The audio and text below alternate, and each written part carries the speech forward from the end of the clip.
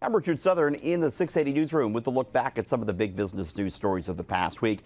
A little bit of a bumpy ride for stocks this past week, particularly on Bay Street. And we saw a lot of weakness towards the end of the week with the turmoil in the White House finally starting to reflect itself on stocks. Investors worry that maybe some of Trump's inner circle might resign, perhaps further derailing his economic agenda. Of course, the terror attack in Spain also rattling investor nerves to a certain degree. Gold passing the $1,300 per ounce mark for the first time in 9.5 months.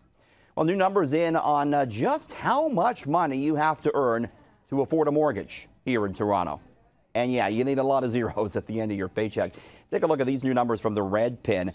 To own a detached house, which now runs you about $1.1 million on average in Toronto, you got to have a household income of $200,000 a year.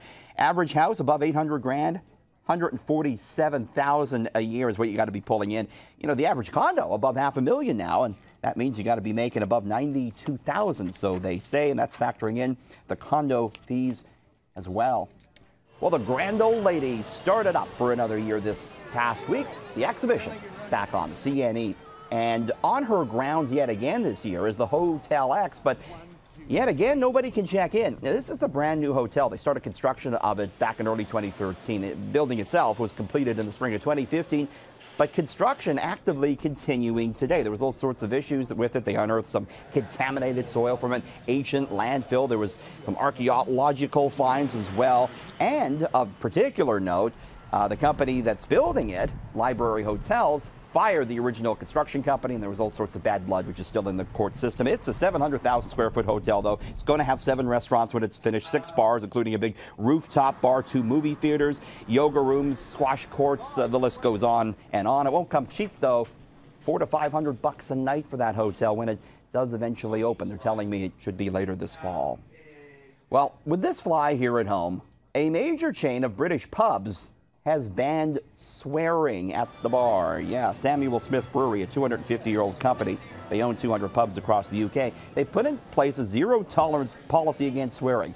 You cuss at the bar, you get kicked out to the curb. Would it actually work here in Toronto? We hit the streets to find out. We asked some drinkers what they thought. I don't think you should kick anyone out for using bad language. If you're really loud and obnoxious about it, then you should maybe tell them to quiet it down. Oh, I'm not offended by profanities. I probably would have to watch my language in pubs if they did. There's no need to use profanity in public places. It really speaks volumes about your lack of other words.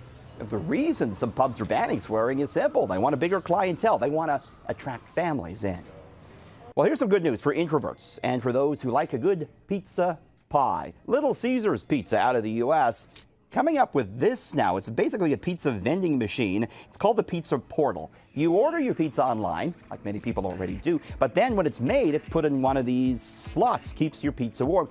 You come along with a 3-digit code, enter it in, pick up your pizza without any human interaction. No chit-chat, just pizza. No word if it's coming to Canada anytime soon. Finally, I want to show you this wacky new product that is real and that people are actually buying, and which may make your back feel a little sore when you see it. It's called a Pony Up Daddy Saddle. It's a Velcro saddle that parents strap on to give pony rides to their kids. The company says it's to keep parents' shirts from getting pulled, gives kids something to hold on to, sells for $25. And yeah, it might be a parent's worst nightmare. Back is killing me just looking at it. In the 680 newsroom, Richard Southern, City News.